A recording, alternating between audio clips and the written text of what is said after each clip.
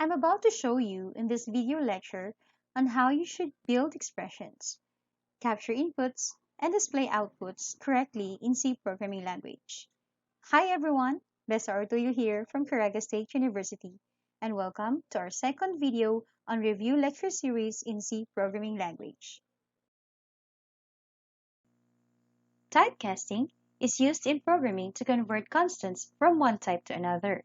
It is written with the data type inside a pair of parentheses, followed by the expression for conversion. This is needed especially when dealing with multiplicative operators, as shown in the example. If integer 17 is divided by integer 5, the operation will also follow the integer division, which for this case will give you an integer 3. But when we add typecasting, say using double, under the floating point group, instead of 3, we can have a more realistic result, 3.40. By the way, please remember when creating expressions, if each term and factors are of one type, the result will also have that type. Say adding two integers results to an integer also. At the same time, expressions mixed with floating point types will have results in floating point type as well. Now, given with these expressions solving C and Z, can you provide a possible output? You may pause the video before I reveal the answer. How are you doing? If you don't get all correct, don't worry. You may review with the given answers for your guidance. The following are the escape sequence characters prefixed with a backslash character that can add special effects on screen. Among the lists, the most commonly used are the new line and tab. The new line character is used to terminate one line character sequence. This has the same effect when we press the enter button of the keyboard when we are using text editors. The tab character is used for tab spacing, which results in aligning the text vertically.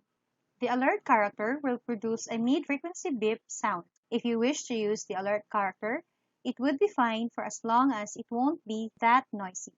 So just use it when needed. And for the null character, this is quite famous when dealing with strings and will be covered on the finals topic. Here are examples of the escape characters used in displaying messages on screen. With the new line character, the hi is printed in a separate line with everyone on the next line. And adding the tab space results in displaying vertically aligned values as shown in the example on the right. We are now formally introducing the input-output functions, printf and scanf. To capture user input from the keyboard, we use the printf function, and to display the string output, we use the scanf function. These two functions are just a few among many other I/O or input-output functions available in C programming. I guess some of you have used the getCh function to read a character input from the keyboard without displaying it on screen. When using a printf function and scanf function, one must know that it is composed of two major parts. The first one is the function name, and the second one is the function arguments, enclosed in a pair of parentheses. The function arguments, or sometimes referred to as parameters, in printf function can have at least one argument, the format string. An example of this is when we printed the Hello World message on screen on our introductory programming. But this is not always the case. At times, instead of format string, a string formatter is present, and when it does, it is expected to have succeeding arguments matching the number of string formatter in the first argument, which is called the print list. Do you know what a string formatter is? It is usually prefixed with a % character used to integrate constants and values in variables for display. The scanf function, on the other hand, will always have the format string and the string list. To clearly illustrate, take a look at the following examples. With the first printf, the function argument here has the format string and the print list. Since the format string contains the string formatter %d and %f, these two will be matched with the values on the print list in order. The %d with the variable age and the %f with the GPA. Say we have age value of 20 and GPA value of 1.4, then the printf will display a message on screen, I am 20 years old and my GPA is 1.4. The second example here for the printf has only the format string. So this printf here will display a message, enter the object mass in grams. For the last example, so we have here the scanf function, will read two user inputs from the keyboard. First is a character, then an integer, and will be stored in variables first underscore initial and age, respectively. Okay, this time, please pause the video and try to answer this self-check corner before you proceed in viewing the result. What do you think would be displayed when the data entered are 5 and 7 on the given code?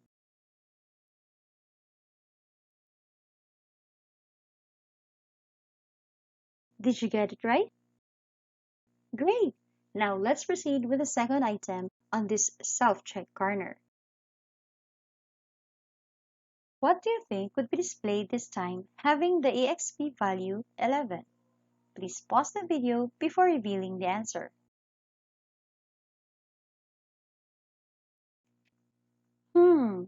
That's quite long.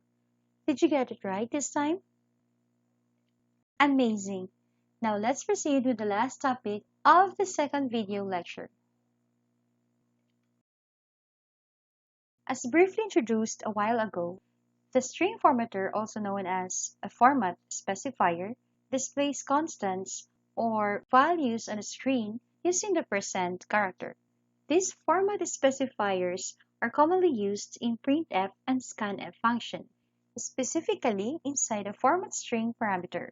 This comes with several format specifiers to display characters or sequence of characters like a name or a phrase, integer values, and floating point values. The most commonly used format specifier for integer value of base 10 is the %d, for base 8 is the %o, and with the base 16, or the hexadecimal number, is the %x. You may pause the video to have ample time on checking each provided examples. Here is another format specifiers for integer values with %x capital for displaying hexadecimal numbers in capital letters, the %hd for the short integers, and the %ld for the long integers. Again, you may pause the video to have ample time on checking each provided examples. For this group here, we have the floating point specifiers, the %f and the %lf, for the float and the double data types, respectively. Highlighted in red here are another way to have a cut-line display of the values on the screen. Say you want to tabular format each value per line, you similarly do this as the %4.2f. It trims the result to character span and with the 2 decimal places. Well, again, you may pause the video to have ample time on checking each provided examples.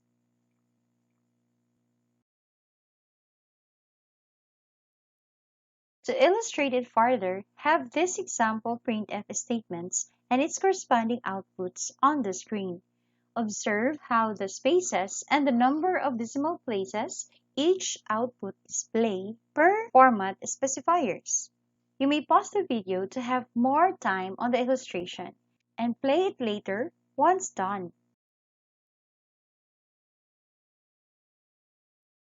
These last two format specifiers are used for display character or sequence of characters on screen with the %c and the %s.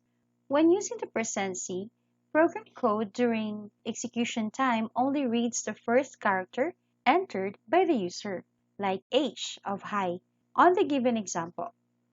So if you intend to read two characters and save each character on different variables, you may do so even without separating the two characters with a space character. With the %s, on the other hand, even how many words you entered using this formatter with scanf will only read the first word inputted from the keyword. By the way, a word is defined here as a sequence of characters ended with a space character. With the given example here, we have hello from hello world stored in a variable a.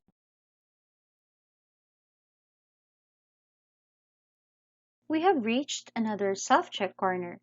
Please pause the video and try to make a smart guess on the possible printed output of the given program code with the assumed input value for the string and I variables. What do you think would be the printed message here? Did you get it right? Great job! I guess you are now ready to take the Programming in Action challenge on the next section. Okay, how about this program code with missing code fragments? Can you fill the missing pieces to complete it based on the given program description and expected program output? Please pause the video for you to go through each piece before I reveal the answers.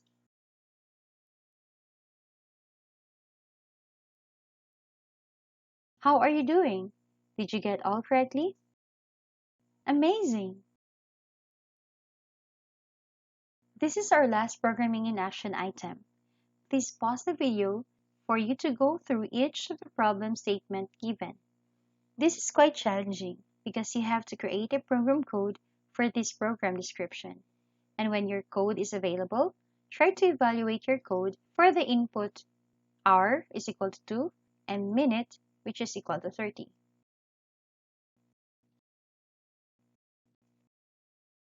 Do we have similar codes that could give the same results?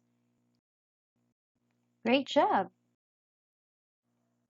In summary of this video lecture, evaluating expressions follow precedence rules. Typecasting is useful when performing operations that need conversion from one type to another, like int to float. If you need special effects for your program, like tabs and next line printing, use escape sequence. Use scanf to read user inputs and printf to display a message on the screen. And lastly, use string formatter to have a better display of values on the screen. Now it is time for our trivia for the second lecture. Did you know that placing the incremental or the decremental operator in a compound instruction may derive different results? Try to solve the given examples and make a comparison on your own.